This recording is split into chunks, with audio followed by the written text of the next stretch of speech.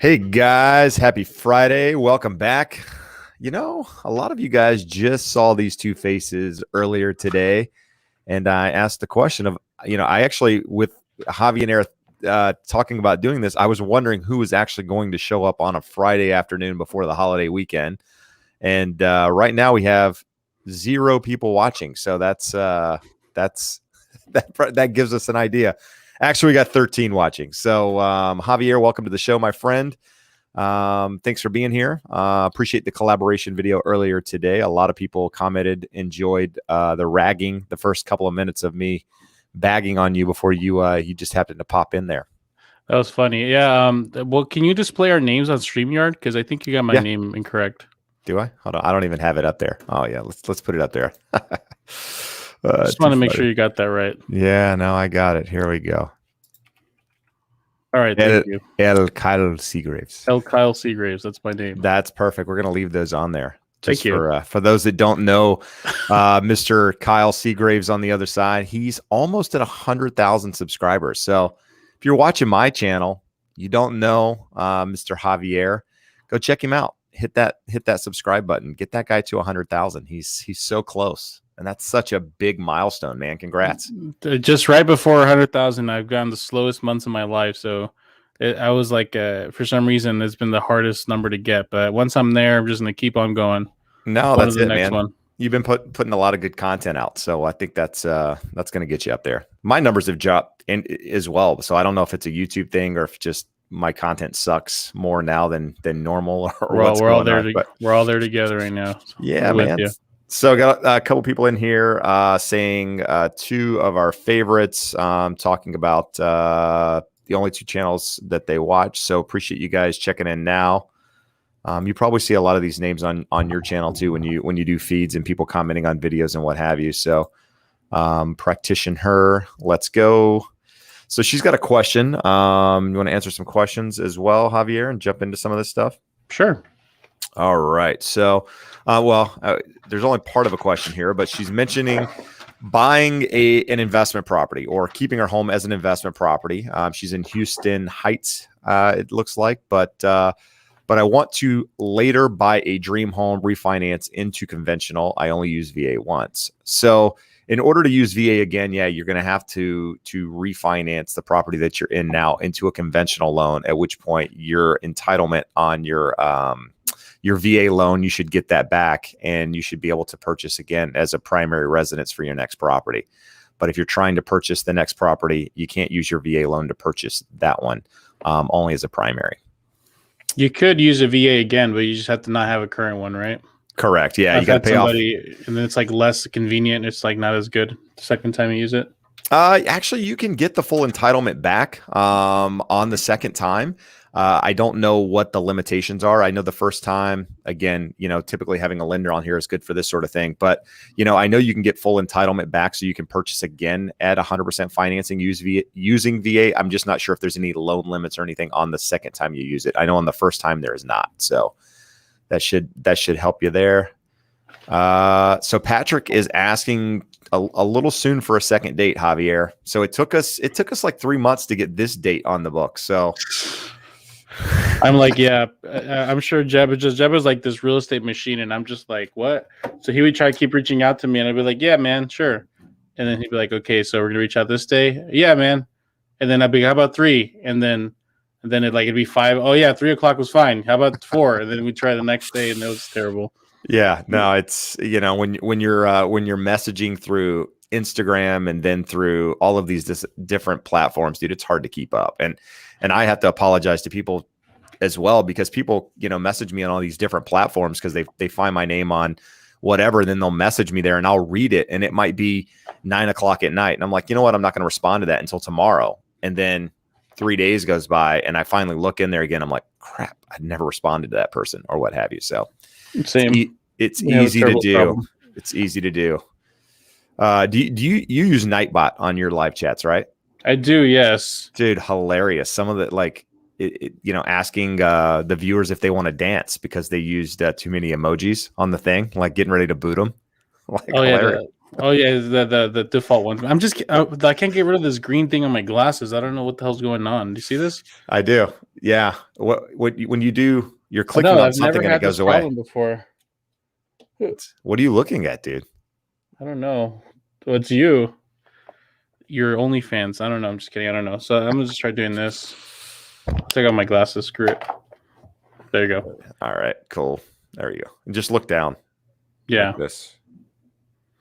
So someone said something about the dream home thing earlier. You know, the more and more I'm doing this, the more I realize that this idea of a dream home is something that people are sold. That isn't probably a healthy thing to have. If you have this idea that, oh yeah, you know, dream home, it's like almost a tactic of salespeople are using to keep you trying to buy and sell houses. I think that my wife said this perfectly once. She said a dream home, all a dream home is somebody's idea. So it's somebody's dream that kind of matches what you want, right? Because to truly get what a truly dream home is, you have to get something and modify it to your own liking. That way it's yours. Right. Whereas you buy something remodeled, it's someone else's dream. So I would just start getting rid of this idea of a dream home and start thinking that what home could fits my needs for the next decade, next 2 decades. And, you know, you might never get that giant mansion that's necessarily your dream home, but I would suggest maybe focusing on other dreams rather than just getting a dream home and, you know, getting that. No, That's something I've always sold as a realtor, and I don't know. I'm starting to agree with it less and less as time goes on. yeah, I mean, what is a dream home, right? I mean, that's the thing, and you know, people and people's, you know, dreams change, right? Just like anything else. I mean, you know, what they want changes over time, and it in my opinion, it kind of fits whatever your lifestyle is at that time. And I often encounter buyers. Like I recently had some home buyers reach out to me, and they wanted to buy a property now as their primary, but the idea is that they wanted to turn it into an investment property within a year, and then they wanted to buy something else. And so my conversation with them went a lot differently than it would with a traditional buyer, in the sense that I said, why are you guys already thinking that that's going to be an investment? Like, what happens if you get in there in a year and property values have declined, and then that property is no longer suitable for an investment property because you can't rent it at the amount, or maybe you can't cover your mortgage or whatever it is? I try to get people to think, you know, longer term than 2 or 3 years. I mean, it's great to have the aspirations to turn a property into an investment or a rental at some point.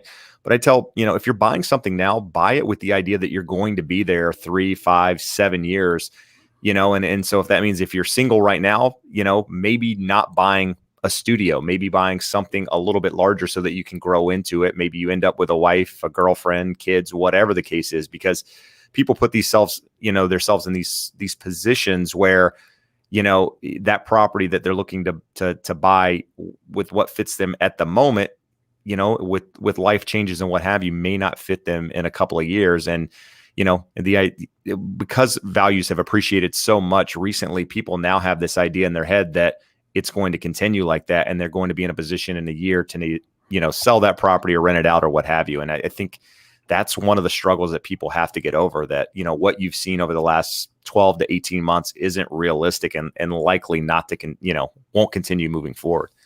Yep. Someone says, can I say, my name is Jeb. Do you know where even that's from? Do you know where that's from? I know I know where it's from, but I can't think of it. So when you were young, back in the olden days, when you were a young kid, what did you do for fun? Throw rocks around, play pong? I did it all. Get stickball? What did you Everything. do for fun back in the day? Well, I'm from North Carolina, so I played in the woods. I did a bunch of redneck stuff. I'm a redneck at heart, dude. So don't get good me old-fashioned days. Yeah, don't get me mixed up because I'm in California thinking I'm some sophisticated person. I'm really not. I am far from it. My name is Jeb. Close. I know the saying, but I can't even do it. It's all right. I was gonna put it in our video too, but I was like, nah, I'm gonna be respectful. Dude, I don't. It takes a lot to offend me, and I don't even know that I would get offended, quite frankly. So you could pretty much say anything. All right. So people are asking about waiving inspection. So how can you waive inspection, Javier? Let's just ask you the question: should you waive your inspection? Home inspection? Any inspection? Yeah, it's easy for me to say never waive your inspection, but the reality is if you are a very handy person that how and nothing scares you about a house. If a house has foundation issues, you fixed it before, you're a contractor, or maybe you grew up with contractors and there's no repair that scares you. And also you have the liquidity to do it, then use that to your advantage. Don't use that as we'll do this, and we'll give you this. No, like maybe you can't go super high in your offer, but you can do something like that. So, but that qualifies. Like that's maybe, if I were to guess, 1 out of 20 people have that, right? So most of everybody, no, don't do it. That rare exception of someone who's just handy and has liquid assets. I mean, me personally, I've probably seen. I grew up with my dad's a contractor. I've seen it all. It doesn't matter. I mean, if I get something with my inspection, yeah, you might call me dumb, but I got the house, and at the end of the day, nothing will scare me. Whatever I find, I'll do the inspection still. And also, as a realtor, I know there's other ways to get out of the contract. I know that once I get the HOAs, I have 5 days of review. And if I don't like something on the HOA, or I can say I don't like something on the HOA, I can back out. So I know other ways to get out in case I find something in the inspection I don't like. So I mean, you brought up a good point. I mean, I never talk from that side of it, of actually knowing how to do things. I mean, I grew up, my father's a contractor as well. And so I grew up around that sort of thing. And often when going through home inspections, first time home buyers, most of the time, we'll see a home inspection and a lot of the items stand out to them or scare them, or they want addressed. And to me, those items, I'm like, it's not really a big deal. I mean, I've been around this my whole life. I could probably do most of it myself. Whereas, to each his own, and people get worried about that sort of thing. But I would say as a whole, like he said, maybe stay away from waiving inspections. And, if you have a good agent on your side, you can talk about that. Hey, listen, if we do waive inspections and something were to come out, is there another way for me to get out of the contract?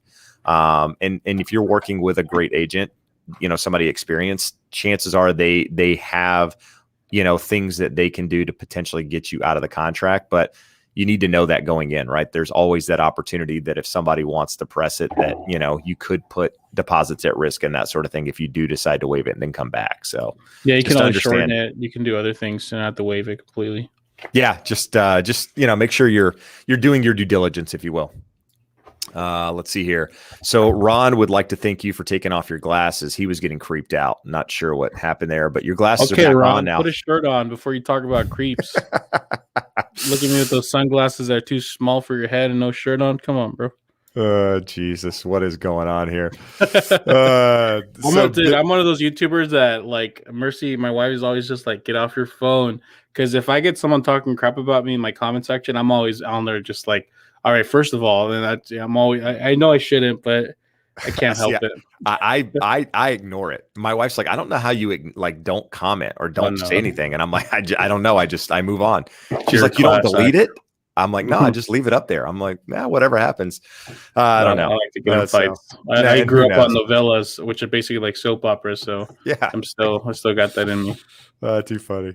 What's the Benjamin's asking, what's the pros and cons on purchasing a home directly from the homeowner? And is there anything I need to be aware of? So in your market, do you see a lot of for sale by owners, Javier? They try. They're not very successful though. Because in Arizona we have a lot of emphasis on our MLS, the armless. Like, it's so terrible to the point where you can be a real estate license and not have your MLS. Like, so they're so ingrained in the home buying culture that it's super difficult to do that. So, pro is that, I mean, hopefully you're getting a good deal. But here's the thing, right? If you really think about prices and values throughout just every house that's on the market, there is a commission baked into it. Whether it's, we can't say what we can't standardize commissions because we'll get in trouble, 4, 5, 6, 7%, whatever it is, they're baked in that. So if a house is selling for 400,000, there is about 20, 30,000 worth of commission baked in that price. So when a for sale by owner is trying to sell you a property that's been selling for 400,000 in that area, he should be selling it to you. He or she should be selling it for 370 or 380. Now they're never going to do that. Well, why would I do that? The idea is you're saving that money on the commission, so that the savings should then go to the buyer, right? But no for sale by owner will do that. They'll try to sell it around 500,000, 490, 495. So people don't understand this idea of commissions being baked into the prices, and for sale by owners usually unless you find a situation where they truly get that out of the picture and it's like so much cheaper. then it 100% makes sense. But almost every other time, maybe it's worth it if this is such a crazy market and that's your only chance to get a house. But other than that, almost every time I don't like for sale by owners. No, I would agree. I mean, and it comes off as one-sided when I say, you should have an agent because I am an agent, and it's people are like, well, you're only saying that because you are one. But what I will tell you is states like California, super litigious states, I's dotted, T's crossed. That's part of our job as agents to make sure that disclosures are there, making sure that the proper documentation is there from the seller to make sure the buyer's not getting screwed, basically. And so if you're purchasing a for sale by owner, there are still certain disclosures that person should be providing you, that seller should be providing you in the state of California when buying a property. And a lot of times that documentation is not there. So if you are deciding to do a for sale by owner, try to, at least if get an agent. If they won't pay your agent, then that's a whole different scenario. But I would try to get an agent involved, at least on your side, to represent you so that the proper things are happening. But I would still get a home inspection. I would still do the normal things I would on a transaction, with an agent involved, because you want to make sure you're not buying something or the seller is hiding something or what have you when doing a for sale by owner. So just keep those in mind. And the problem here, though, is that if the seller won't pay your agent for whatever reason, and you want advice from an agent or you need help from an agent, you're probably going to have a hard time finding somebody that's really going to help you because they're obviously not getting compensated for doing that. So, there's pros and cons to both sides. Like Javier said, a lot of the times these for sale by owners don't actually want to sell you the property at the right price. And that's the reason that they're trying to avoid having an agent to begin with, because they don't want to pay the commissions and they want all that, to net that entire amount. So just know what you're dealing with. Typically, if you're dealing with somebody that doesn't want an agent, they're going to be very, very tough to negotiate with. So that means if repairs are there, items need to be fixed, you're probably, you're going to have a hard time dealing with a lot of that. So what's up with your audience, Jeb? Wow, that's a long ways and around. No, it's not a good idea. Well, we got somebody trying to fight now. Bro, he heard you watch novellas. We're pouring out our out here, and he's like, "Yeah, man, I guess you get it. That's a long way around. No, it's not a good idea." All right, gosh, we'll be quick then. Yeah, we're just gonna we're just gonna be like, yes, no, yes, exactly, no, yes, no. All right. Let's see here. Good question, Benjamin. So normally I when I have somebody on the side, they have access to the questions too, so they can just pop I them. see the questions. I can pop them on there. Oh, I think. I don't think I can see them though. Okay.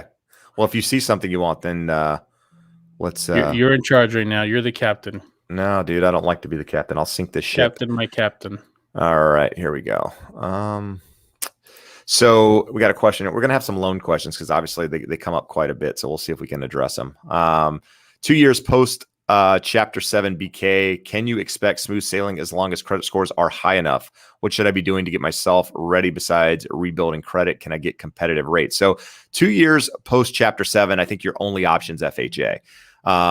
So, FHA is pretty lenient on credit scores, but even in this environment with overlays and that sort of thing on lenders' guidelines, you're going to have need at least a 640 credit score. But like you said, working on rebuilding your credit is probably first and foremost. Make sure you're not having any new lates, that sort of thing. But what I would tell you, if this is something you're really considering, talk to a lender sooner rather than later. Even if you're not past the full Chapter 7 discharge at the 2 years date at this time, and just let them tell you, hey, this is what's coming up. This is what you need to be thinking about, because they can tell you right now, even if you're not there, what you need to do. And that's probably a better direction to go than me sitting on YouTube telling you what you need to do. Talk to somebody that does it day in and day out, and they can probably guide you in a better direction than I can. It gets to the point where you need to get off of YouTube and go call someone locally, huh? Yeah, exactly. Yeah.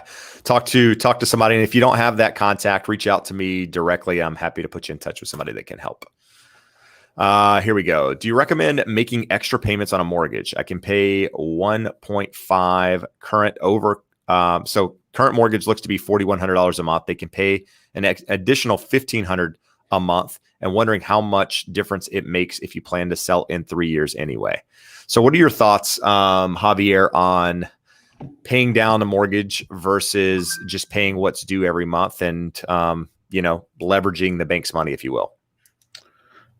So I would calculate how much extra payments you want to make a year or per month. So let's say you're making $500 extra payments a month. That's what is that?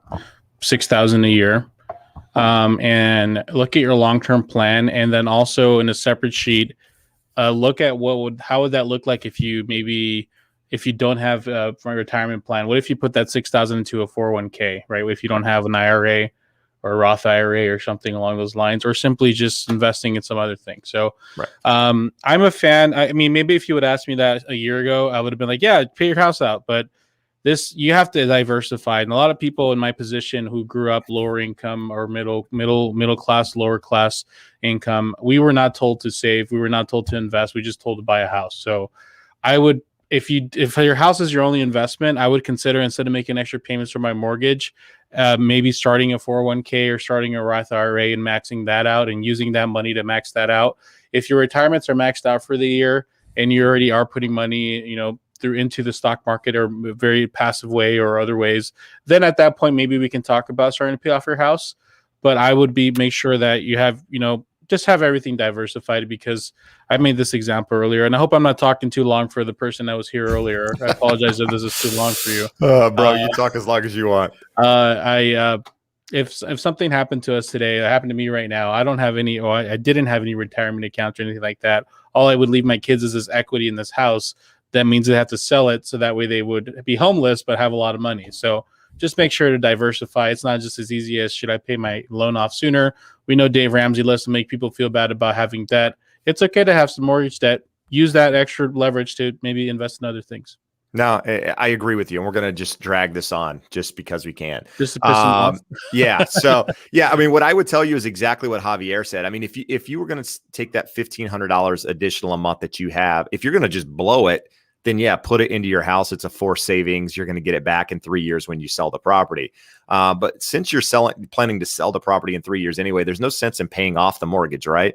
So take that $1,500, invest it in something that can make you, a decent return. Use the bank's money at this point, leverage. I mean, money is so cheap that, there's no sense in paying off that debt. Like Javier said, max out your IRA, max out your 401k if you have one, the contributions there, and then take it and stick it into, diversified stocks. Find something that has a good dividend, that, is a well-backed company, financially sound, the Apples of the world, the big growth companies, momentum stocks, and just hang on.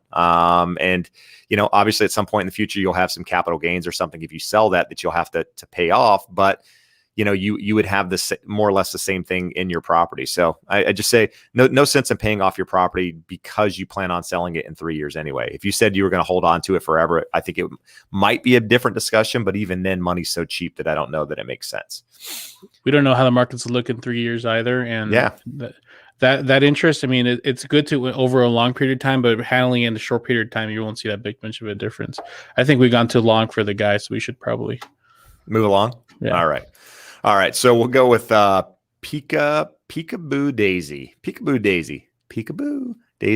How much of a down payment would I need to purchase a $700,000 multifamily house? We plan to use FHA, so we'll be living in one unit and later doing the same. So basically, it depends on FHA, 3.5%. So 3.5% of the purchase price is what you would need, even on multifamily. Now, I'm assuming that the $700,000 meets the guidelines for the amount that FHA will lend on based on your area. But because I think she's in California. I'm looking at her YouTube page. Yeah. So based on the recent, you do research like that, bro. That's crazy. You're out there just searching. I like it. Yeah. Like, we got a PI on here. He knows more about you guys than you want him to know. So he's actually researching the guy that told him to shorten it down. I know what's going on. But or the guy with his shirt off earlier. Yeah. So 3.5% down is all you need. But again, talk to a lender. They can guide you in the right direction, answer that question for you. All right, let's see what we got. So Kathy, I feel like homes in my area are all sold out. Was surprised that no inventory came out this week. If prices keep increasing, I'll go back to renting. So Kathy, let us know where you are. I actually looked at inventory before I came on the market. Before I came on the show, I was looking at, because I think 8 or 9 new properties came on the market today in Huntington Beach alone, which for our market, that's a lot for a day. So I wanted to just see where the numbers were. And we were at 149. So 149 active properties as of today. And a couple of days ago, when you and I chatted, 3 days ago, I think we were at like 139. So we had property come to the market yesterday and the day before, but 9 new today, and the inventory hasn't really built because, a lot of that's going into escrow. So what I like to do is check it on Monday after the weekend, after a couple of days of people putting in offers, and see if the inventory's actually increased, even with those properties coming to the market. And I'm not really seeing a lot.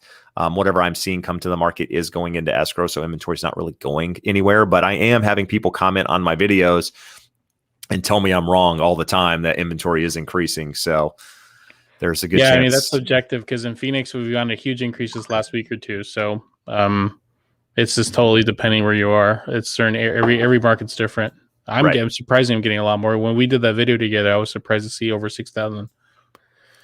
And I mean, you're probably, and the thing is, seeing inventory come to the market's one thing, but are the numbers actually changing, right? In your market, they seem to be, right? The numbers continue to go up, and I see properties come on the market every day, and I'm like, wow, it seems like inventory is building. And then I go look at the numbers, and I'm like, it hasn't really changed. Yep, yeah. So, all right. So Javier and Nightbot looks like they're gonna have a duel here. Nightbot's looking at me, man. Too good.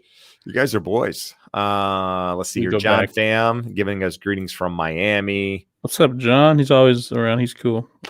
All right, we'll throw him up there. And we got Mo 89. Mo 89. 89. That's about the year you were born, wasn't it? What? No, you were born later 93. than that. Jesus Christ. All right. What were you doing around 93? 93. I was in middle school. I think I owned a pair of red Patrick Ewing high tops at the time. 93 was about that time. Ewing. Patrick Ewing. Do you even know who that is? Of course I do. Okay. I didn't know. I mean, New York Knicks never won a championship because MJ never let them. There you go. Exactly. The only chance was 94, 95 when he went to go play baseball, but the Rockets got him. Dude, listen to these stats you're throwing out, bro. You were like 3. Dude, I was a baby, but I was watching all those games. No, I'm just kidding. No, I like basketball a lot. There you go. And our Suns are at the finals. How you liking the Suns? Yeah. Yeah, man. No, that's Are you a Clippers fan? I'm not. No, I'm not really an NBA fan. There's too much drama, man. I just don't. I like college basketball. I like the heart of the game. Oh yeah, Jeb's like, I don't like drama. I like to just watch college basketball where they freaking score hundreds of points and they play their heart out. No, what do you mean hundreds of points? Most of those games are like 60 to 70 at the end, whereas the NBA is like 190 to 250. Yeah. I mean, it's like a joke. And dude, they're whining half the time. March Madness is so dramatic. It's like, let's put all the drama of a season into 1 month. I know, but that's what makes basketball. Those guys have something to lose. But now here's the thing. Here's the caveat. NCAA now is going to pay these clowns. That's good. Right? Why are they it clowns? Is good because it's going to take away from the game, in my opinion. They no longer have, I don't know. I'm probably going to get hate mail for this. You are. You're like, yeah. Well, I'm for it. They should get paid. If somebody's selling their jersey, if 1,000 people are wearing my jersey around, I should get something for it. No question. And let's be honest. A lot of these guys have been getting paid regardless of what the NCAA has allowed or whatever. So that's a whole different conversation. But I think it takes the heart out of it. Once now these guys are making the money, they no longer have to, I mean, they still want to make it to the big leagues, but I think there's less motivation at that point. Trying to watch what you're saying so you don't offend people. Oh, absolutely. 1,000%. That's exactly what's happening. You're just like, yeah. So, hey man, you're allowed to have your decision, even if it's opinion. No, hey, listen, I just think it's going to take some of the motivation out. Maybe I'm wrong. Prove me wrong, people. Jeb Smith be like, I like my players making no money. I want the owners to be making everything. No, I don't. And that's the American way. I don't like the owners either. I see. I'm not a big pro fan. I've always liked college sports because I feel like they play their heart out. Like they've You just always like give it their going all. watching basketball at the park, just watching the random Yeah, guys play there. exactly. That's the truest form of basketball. Adam Sandler on the basketball court in New York. That's what I like. There you go. No, I was kidding, by the way. Let's see here. People, Eddie True asking, are jumbos in California always 10% down, any 5% down? Honestly, Eddie, I don't know the answer to that. I don't really get involved on the lending side these days, especially when in the jumbo market. Most of those loans, I believe, are still 10% down. Could you find somebody out there to do 5%? Potentially. I don't know the answer to that, though. If you need a lender, reach out. Happy to put you in touch with somebody. Let's see here. If you know the answer to this, Elsa Haley's got a question. Javier, is foundation and pre-concealment inspection necessary for a new build townhouse, or is it the final wall-through inspection sufficient for a new construction? So do you know anything about pre-concealment inspections? Yeah, no, for sure. You should definitely be doing what's called the framing walkthrough, I believe, where you get to see the foundation and the framing. And then I think there's a pre-framing, there's a drywall. There's like different inspections you do. And yes, they're necessary. However, the thing about it is you go and you look at it and you don't really know what you're looking at. You're just like, yeah, I guess that looks fine. You're doing it more or less to see that it's being done right. And even though you're being told something specific, at least you know that, hey, well, it looks like it's okay. And I don't know, it just feels like nice to know that you're kind of putting your eyes on it prior to doing it. So is it necessary? Not, maybe you'll be fine if you have a reputable lender, but it's good to do them. Yeah. I mean, what I would say too is that anytime you're doing foundation pours, you're doing framing, that sort of thing, you got a city inspector coming out as well, right? So the city's actually inspecting it and signing off on this sort of thing in each one of these phases. So I don't know that you absolutely need, your own inspector or that sort of thing to go through it. If you want to be there to see it, I know a lot of these new construction places will send you photos of what's going on, and the fact that they see it. And I mean, here locally, our city inspectors are tough, right? So they go out and they're tough on new construction. If things aren't done correctly, it'll go back and they won't pass until it's done correctly. So depending on where you're buying, you're probably in good shape just having the city do their own thing. But yeah, I mean, doing a final walkthrough is something that you want to do. And I still recommend, I don't know what your thoughts are on this, but I still recommend, even on new construction, having a home inspector go through the property, spending the couple $100 to do an actual home inspection. Just because I think it's better to find, problems up front and get them fixed prior to closing than having to deal with, the builder or whoever their person is, dealing with issues after the fact and trying to get things resolved. So you probably deal with more new construction than I do, Javier, just because of the growth of the Phoenix area. But what are your thoughts on inspections on new construction? I always recommend people do them, and they never do them, even though because the builder doesn't let them, or they can't find the right time to send the person. Because when do you send them? Do you send them during the pre-walk? Do you send them right before you close? Are the sellers even going to do repairs? Yeah, I mean, I would recommend, it's one of those things like, don't murder people, right? Yeah, do an inspection when you're doing you're doing a new build, but a lot of people never do them. So I challenge you to not be like everyone else and actually follow through. No, so how did you just throw "don't murder them"? Well, it's like one of those things you say, hey, don't murder people. Hey, don't be bad. Hey, don't steal. We're comparing that to do a home inspection. It's like exactly one of the tenets that everyone knows. Yes, do your inspection. Don't murder people. Same thing, right? Everyone 10 knows commandments. this. Yes, you bet. Exactly. First one, don't murder people. Second, do a home inspection. People, come on. Jesus. Exactly. In that order. So do lenders charge for a rental appraisal, as in what should I be able to get per month for a rental? So if you are turning your property into a rental, or if you're buying an investment property per se, the lender will do a rental survey on that property to see what the qualifying rents are in order to know what to use in order to qualify you. But if you already have a rental, they're going to essentially use, whatever the current rents are, give you 75% of those in order to qualify you. And or if you file it on your taxes, then they'll use those numbers in order to qualify you. Did I answer that question right? I think so.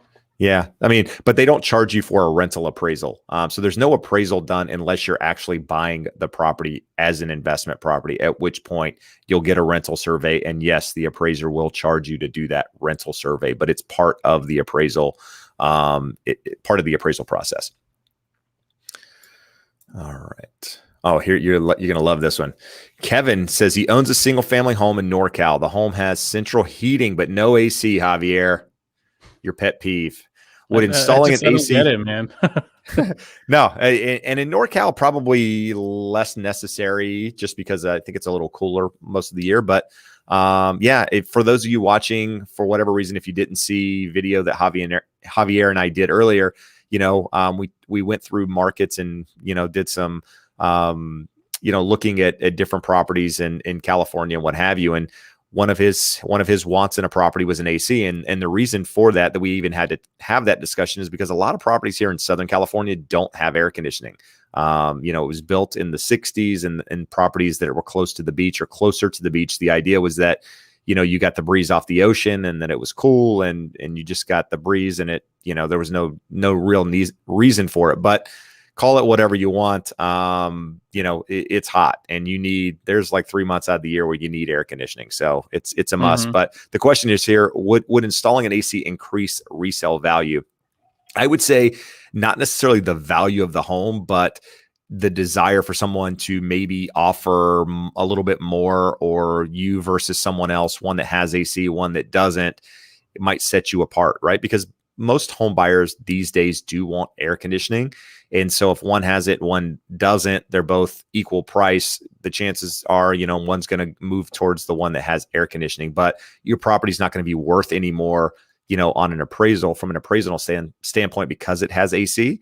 It's just a desirability thing, right? I mean, you'll have more people that probably want that home because of the air conditioning. So keep that in mind. Mm-hmm. Let's see here. All right.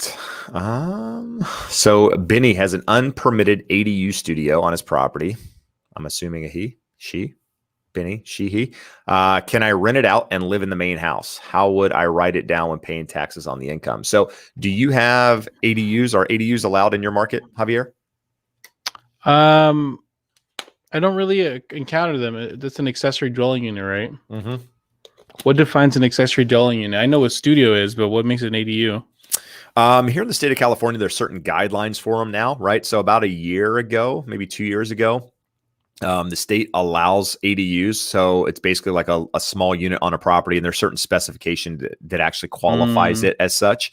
But it's kind of like what you guys would call like a mother-in-law's quarters or something on a property. We see that. Unit. Right. I mean, we don't have a problem with housing like you guys do, so we don't have to like make rules for it. But yeah, we have guest suites. We have a mother-in-law suites, and same thing. Some people rent them out. Some people, do Airbnbs through them, or they live their mother-in-law living there. But regarding if it's unpermitted or permitted, I mean, you can still rent it out. I don't see why not, right? No, you can definitely rent it out. And as far as your taxes go, it wouldn't matter if it was permitted or unpermitted or not. If it's income coming in and you want to document it for whatever reason, I mean, again, I don't know why you would want to document it, but if you did want to document it, and for purposes of qualifying on your loan or using that income to qualify for something else, you're going to need some sort of history of it, usually 2 years of that income coming in from that property in order to use it for qualification purposes. Mm-hmm. But as far as taxes go, it doesn't matter if it's unpermitted or permitted or what have you. But here in the state of California, it actually doesn't have to be permitted, I don't think, in order to actually be considered an ADU. Now, some might argue that because I know a lot of them that are on properties that are not permitted, but they meet the guidelines of an ADU, and they pass for being rented out and what have you. So, but I think the question here is with regards to income. So, and I don't think it matters. Let's see here. Mo H. I divided an extra payment between all 12-month payments for my mortgage. That is the same thing as doing biweekly schedule. Yeah. So if you paid one extra payment per year, that would be essentially the same thing as doing biweekly payments. And I think it takes your loan down from 30 years down to like 26 years or something by making one extra payment a year. And if you made two extra a year, I think it takes it down to like 22 years. So you're trying to pay off your mortgage quicker. That's one way to do it. All right. Let's see. Anything you see down there that you like? Grace says, nice to see this new collab. Thank you for being here. Reniela Barrow asks, hello, Jeb and Javier. How far back do appraisals go when it go to the comps? Yeah, here we go. Yep. So a couple houses that are bigger than ours, but the same size, just sold for $30K less last month. Will they use this as comps? Potentially, right? So appraisers typically, they try to find the closest match to your property as possible, right? So they try to find bedroom, bathroom, square footage, lot size, typically age of home, all of that. And they go back about 90 days, right? And if they can't find it within 90 days, the comparables, they go back 180 days, and they can't find it then they go back a little bit further. And if you have something unique about your house, say it sits on a river, and there hasn't been a house that sits on that river that's sold in the last 2 years, they'll still use that comp from 2 years ago, but they'll adjust for time and what have you, because you try to find as like to a property as possible in order to do an appraisal. So the fact that you've got comps that sold recently, they might use those, they might not. It depends on how many comparables there are within that time frame, and which are the closest, if you will, to your house. In doing that, right? If they're trying to bring in a certain value, they might not use those if there are other comps that support the value. But the real question is, why did they sell for 30,000 less? Was there something else going on? Or is it, sometimes properties sell for less because, it's a probate, there's family involved. They just want to get rid of the property. They want to move along. You never know the situation, but the appraiser a lot of times tries to reach out to these agents and ask those questions, right? If a property was listed for 500 in this market, why did it sell for 470? They're trying to find out from that agent. And a lot of times the agent will, have a reason, and the appraiser might omit that, property for various reasons. Like back in the day when the foreclosures and the short sales were happening, if you had a standard sale on a property, appraisers try not to use, distressed sales as comparables, because they weren't necessarily comparable, because people were selling for reasons that they had to sell. They had to get out of the property for whatever reason. And therefore that comp wasn't a good comp because of, the situation, if you will. So one of my things is to have an appraiser on. There's actually a good one here in California that's good on video too. And, can answer a lot of these questions for people. So hang tight. Ask him, how much does it take to get the right appraisal? $100, $200. Dude, have you heard? Like, I had no idea because I haven't had this issues with appraisals, but some of these appraisals are taking like 4 weeks to come in. Yeah, like, especially in the area. I bought a house in Yuma, which is a little outskirts, like 3 hours away from Phoenix. It took like 4 weeks to get an appraisal, but if you're in a main city, it'll take you within a week. So yeah, that's crazy. Now, why Yuma? Investment? I bought it for my grandmother-in-law. Her my uncle-in-law passed away of COVID in December, so I needed to step up and take care of her. Oh, awesome. Good for you, man. Sorry to hear about the situation, but good for you for doing the right thing. Thanks.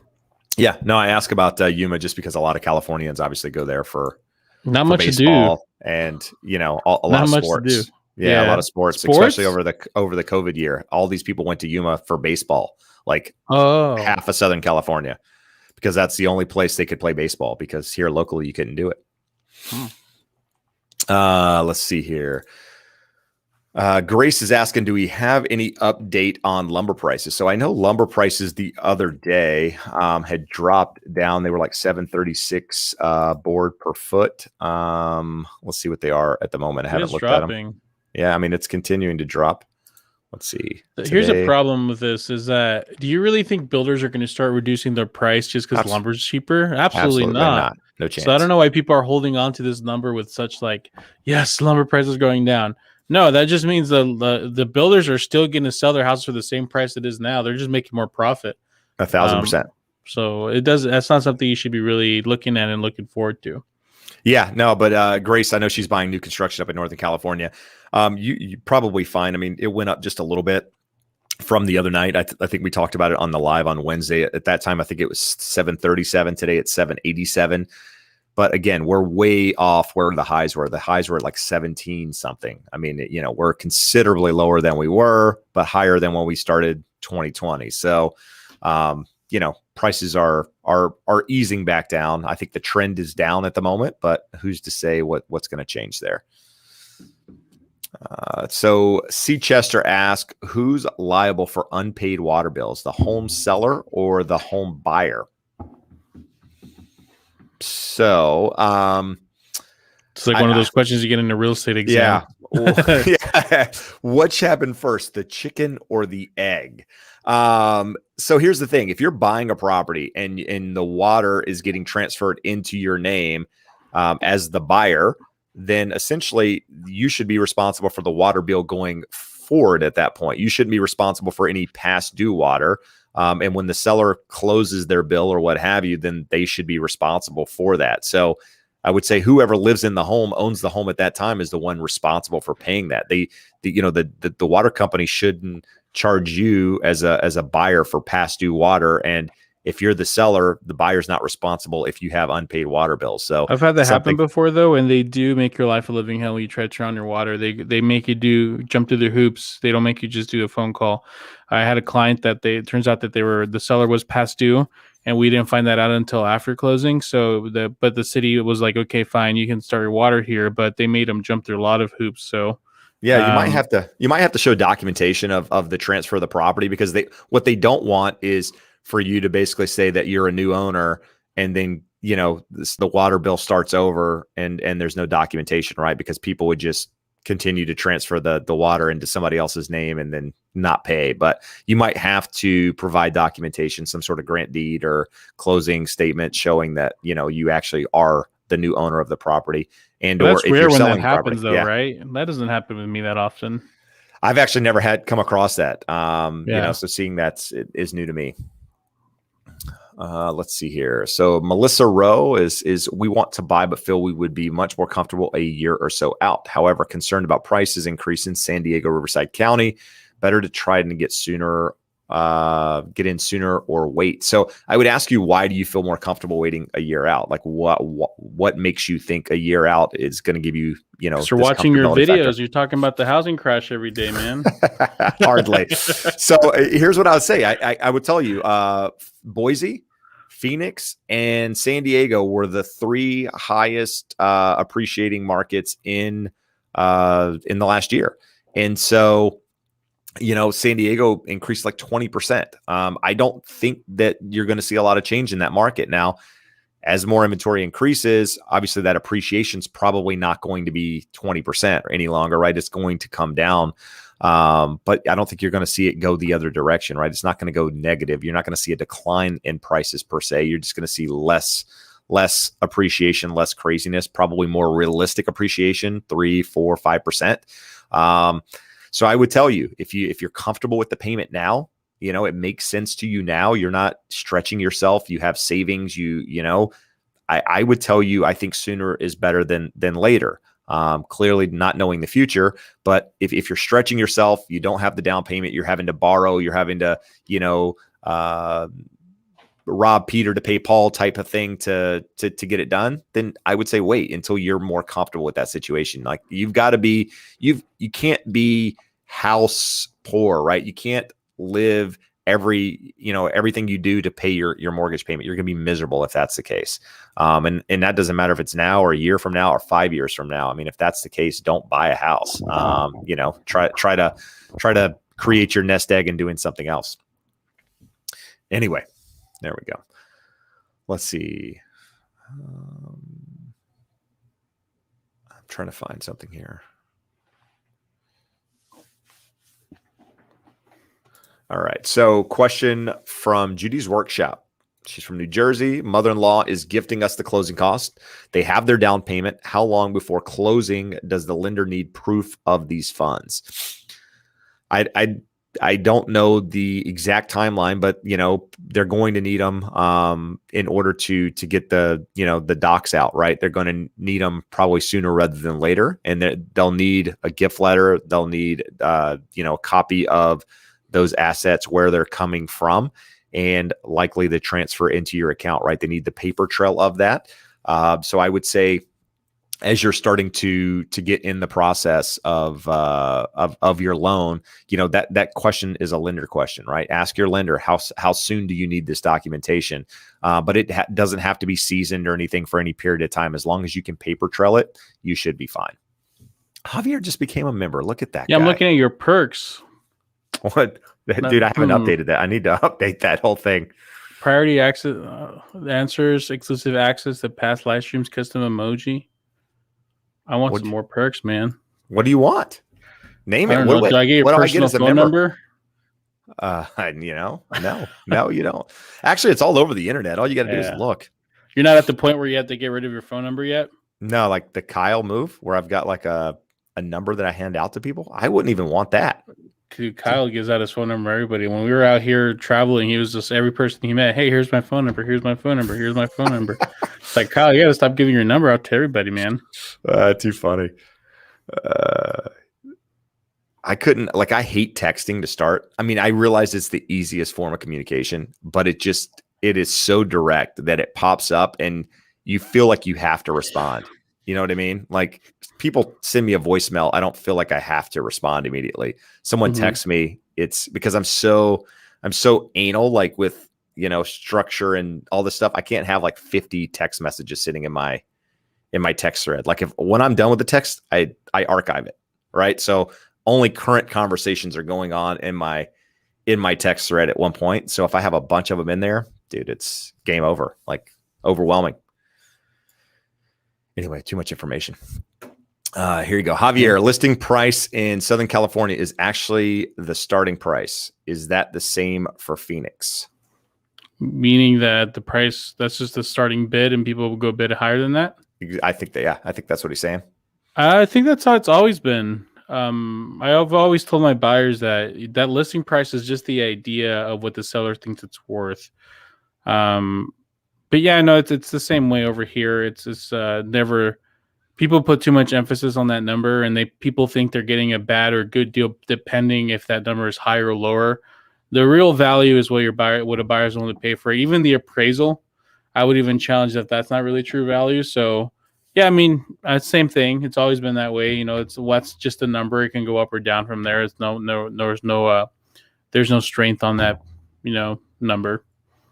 No, exactly. In this market, I mean, it's hard to say, right? I mean, it's hard to say what a property's worth because, people are willing to pay, everybody always falls back that the value of it is what somebody's willing to pay. And nothing has ever been more true than that statement at the moment. Because I mean, I tell people all the time, one of the things I struggle with as a professional, as somebody that takes my job serious, as a real estate agent, is being able to guide people and give them accurate information. And so when somebody says, how much should I offer? And you're like, well, it's hard to say because I have no idea what anybody else is willing to do or what's my property worth. And you can say, well, based on comparables, it's worth this, but it might sell for more than that because of the market or what have you. So it's tough in this environment, right? I mean, you just need to make sure you have the right facts, if you will. And then from there, you can make your decision based off of that. And hopefully you got somebody on your side that can kind of, guide you in the right direction and tell you what the market's doing, what's happening in certain areas based on, previous sales or what have you, right? I mean, if everything in a market sells for approximately 5% over the listing price, then hey, that is just the starting bid. You need to be here in order to do it. But people in this market are thinking they could sell their properties for a lot more than they're worth in some cases. So you are starting to see price reductions in some markets because people are greedy and thinking they can take advantage of the market even with a shitty property. So man, if only you cared about college players this much. I don't like those college players. Dude, they're going to reach out to me and thank me.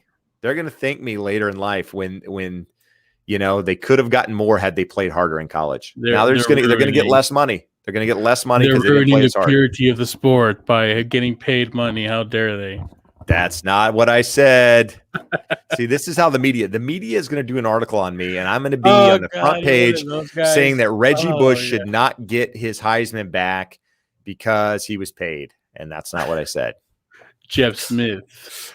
Actually, I says. think he should get his Heisman back. I mean, if they're going to, it's a whole different thing. But anyway, I was reading an Who's article Bush on is it. getting what trophy back? Reggie Bush from 1995, 2005. Yeah, not football. When Is he that from his Heisman, they took it away once they found out he was getting money, and now he basically came out and said he wants it back now that they're going to pay the athletes. That's funny. So, yeah. All right, what are we doing? We're going here. It's an hour on. It's Friday. Don't you people want to go home, do something? Maybe you are at home. Do you guys want to watch basketball? Watch college athletes? What are you saying? Do you think? Do your guests not like put you in these spots? What do your guests usually do? Just like, good question. Good answer. Yeah, they don't. They don't make fun of you. No, they're loyal. They're nice people. They're nice people. They don't comment on my flaws in front of me. It's really it's humbling. They make me feel good about myself. I just think they're ruining the purity of sports by being paid. Bro, that is your quote, and I'm going to put it out there. I'm going to use that in a video coming up. Oh, there you go. All right, here we go. We answered that question. Never mind. We're not doing that one. Let's see. What is a good percent reserve of HOA funds? And any idea there, Javier? HOA funds. Yeah. Like what the HOA has in funds, or how many funds to save? Yeah. So I absolutely have no idea for that. So here's what I'll say. I live in a community that has an HOA, and our HOA is 80 something percent funded, which is extremely high. But 15% seems way too low. I don't know the complexity of the reserve. I mean, of the HOA that you're looking in. What do they need to cover? What's the infrastructure of that community that they need to cover? If it's just like lawn care and that sort of thing, then maybe 15% is enough. But if they're responsible for roofing or, painting the exteriors or pools or any of that sort of stuff, when you have a low funded HOA, what ends up happening is they end up assessing the homeowners at some point when those things have to be done, right? There should be a study, a reserve study of these items in the community, which you should also get as part of the association docs. And you should be able to look in there and say, okay, what does it cost to do these items? What funds do they have in reserves? Because guess what? When that reserve study, when those items need to be repaired and they don't have the funds, guess who gets the assessment? It's the homeowners. So something to be careful with. That's the problem with associations. When they're not managed well, there ends up being, bigger issues to come down the road. So keep that in mind. Hey, Melissa, I don't have a problem with people being home. I am a bit home all the time. And frankly, I'm offended that he's making fun of us homebodies.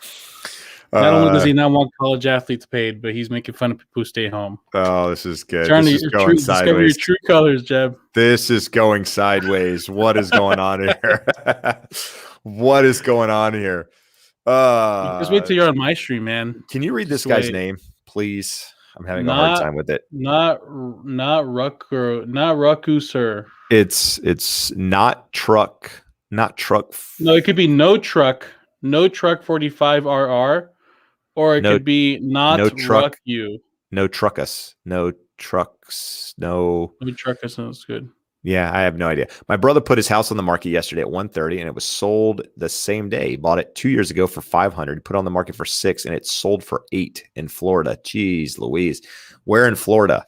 And why did he accept an offer the same day? He should have just kept going. If he got 200 grand the first day, he might have held out, got more. People always just get tempted to just take it right away, huh? Well, yeah. I mean, I guess at that point, you're getting that much above asking price, the idea of not being greedy. Everybody wants to blame you and I as agents for, people paying more for houses. You get a lot of those comments? Oh my God. Of course you're saying you're a freaking realtor, though. Oh, that's why I only look at my news from the professors and doctors. These guys don't know what the hell they're talking about. You get that? Too good. So Ronnie's asking, buying a house or attempting to close on a property built in 57. What are the things one should be concerned about in a property like that? It's old. Yeah. There, next. I'm just kidding. No, I mean, There's nothing wrong with an older house, dude. no. It's all about maintenance. Not only that, but look around the neighborhood. I mean, ask a neighbor, especially a neighbor that's been there original, if there's been any issues. There's certain neighborhoods here in Phoenix that were built in the 70s that were built with aluminum wiring, and maybe that's not something you'll be familiar with until you start moving in, and you're like, oh crap, I didn't even know this is an issue. So I would say talk to the neighborhood to get a feel for maybe what not only what only one house has had, but what multiple problems that people are having with the neighborhood. And at the end of the day, as long as it's been well maintained over the past 50 years, then it should be just as good as any house. As a matter of fact, I prefer an older house rather than a newer house. No, I would agree with Javier. I mean, here in Southern California, there's a lot of houses that were built in the 50s and 60s.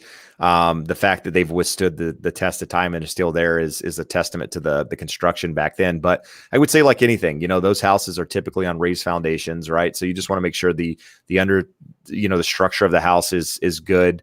The major systems of the house, just like any other property you're buying, the HVAC. If it's an older house and has a floor heater or a wall heater or whatever it is, just make sure that stuff is working properly.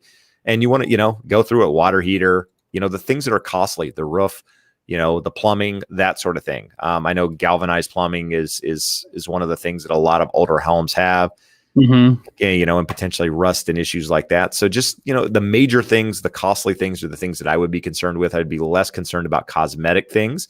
But nothing wrong with the house built in 57 or even older for that matter.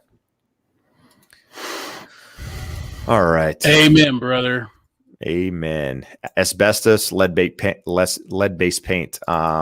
YouTube Car Spotter Guide said both of those things both of those things could be concerned. So well said, brother. Asbestos and lead-based paint. That's the American way. Yeah, exactly. But the thing is, with lead-based paint at this point, chances are it's been painted over 1,000 times between now and 57. So, let's see. You're not likely to probably find it. I just give my kids lead-based paint just to make them stronger. Yeah, just to build that immune system, huh? Mm-hmm. So, hey, Miss Carter, just came from Javier's channel and live in Huntington Beach. So there you go. Live in Huntington Beach. Live, bro. Live. They're live in Huntington Beach. Watching our live in Huntington Beach. Is beautiful. I've actually every time we go to Disneyland, that's the best place we found is what do you call a tourist? Like a beach you can just go to and drive to and not be super complicated. Huntington Beach is the best. There's this like taco place too called Sancho's Tacos right off the beach. Yeah, I live right there. That's the best beach we found that we can just park and go to the beach and then leave. Every other beach, you got to park far away. You got to park on someone's house. It's like, what the hell do we go? But that's been my favorite one that I've found. No, agreed. Yeah, I mean, I like it, right? I mean, I'm here, but obviously we've got our problems, just like any other city. But do you want to share some of those problems? What are problems you're having? We got homeless problems. That's everywhere though, isn't it? Yeah. But more, we got homeless problems. We got problems as the weather heats up, we get a huge amount, we get a big influx of people driving in daily, which just creates traffic nightmares. We've got traffic nightmares to begin with, just because of, the densely populated areas and getting to the freeway. It takes forever. That sucks.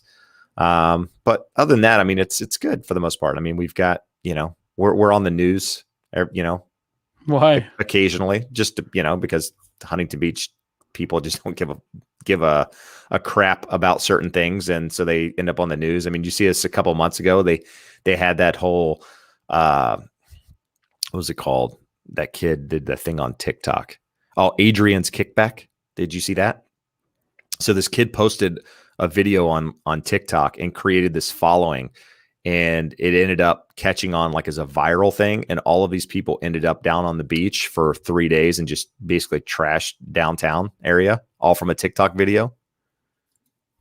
Yeah, just, that sort of thing, and we're everybody hates Huntington, all the other beaches, because we're like the trouble beach. We bring all the trouble in, if you will. Anyway, that's a whole because you guys are so accessible. Yeah, that I mean, we're a big part of it. But let's talk about that. So when you were at Adrian's Kickback, did you have a good time, or did you find it was too crowded? I was actually out of town, believe it or not. Where was I? I think I was in Hawaii. So I was in Hawaii. I didn't care what happened at that point. I was gone. As long as they had it cleaned up by the time I got back. No, it didn't affect me because I was gone, but where I lived was in the perimeter of where the issues were. So there were. So I'm looking at some of your some old tweets that you made like about 10 years ago. Let's talk about that. Tell me what did you mean when you said this? I'm just kidding. Oh, it's too funny. I don't know that I've actually ever tweeted anything other than real estate stuff. I never got into Twitter. Couldn't get into it.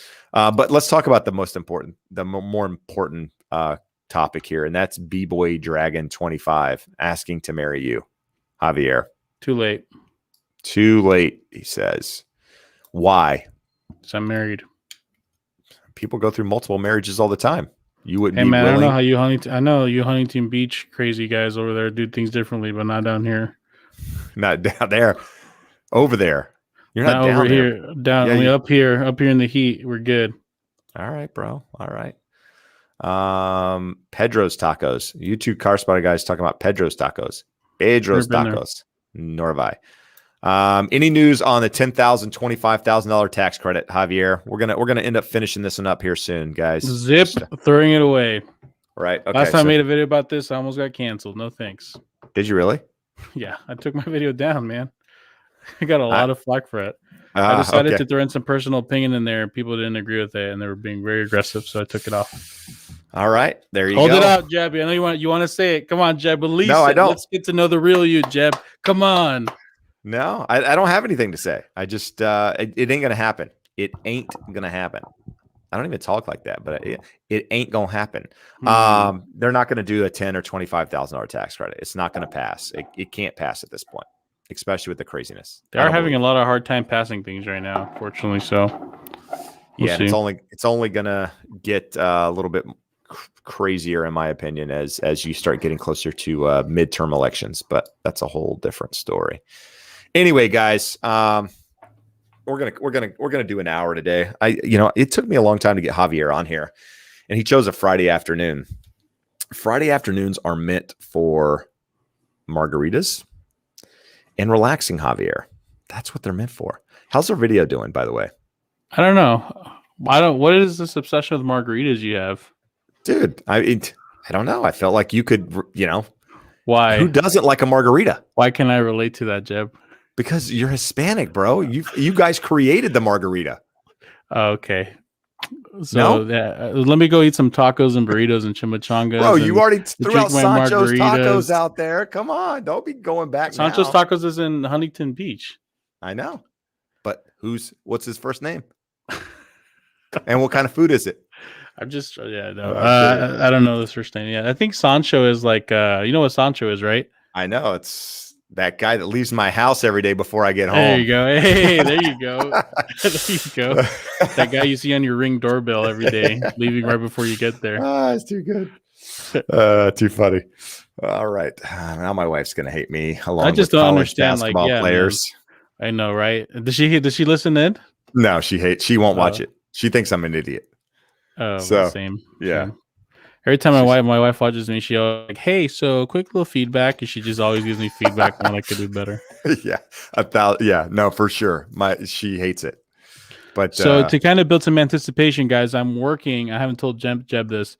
I'm working on a little game show, a Zoom game show we can do for all of our real estate YouTubers where we put them on the hot seat, ask them all kinds of questions, and have consequences and whatnot. And I think Jeb's gonna be one of the first participants. So, dude, that would be awesome. Doing another live. The real estate YouTube community is growing, so we got to stay together instead of fighting one another. Which there's not really many fights, but that'd be fun to do that. To test people's knowledge and whatnot, and not only that, but get to know them a little more in different ways. So. No, I think that'd be hilarious. I mean, that's actually a really good idea. And you could do that in any space, though. I mean, it doesn't necessarily have to be real estate, but I think it's good with all us talking about real estate. Like, who actually knows what the hell they're talking about? Who actually knows? Exactly. Who's gonna look it up and say whether they're right or not? I watch some of these lives, and then people get questions about like, hey, FHA financing to a few years of employment. They're just like, I don't know about that. I'm like, do you really? But anyways. It'll be fun not only to do that, but also like to throw wingers at you, like, when was the National Association Realtors created?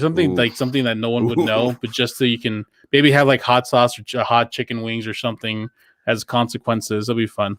Yeah, you have to send a box to people of I'm gonna things have to, yeah. prior to the show so that they have everything they need in order to do the challenge. That'll be fun with Kyle because Kyle cannot handle heat at all. So he's gonna have to make sure to answer every question right.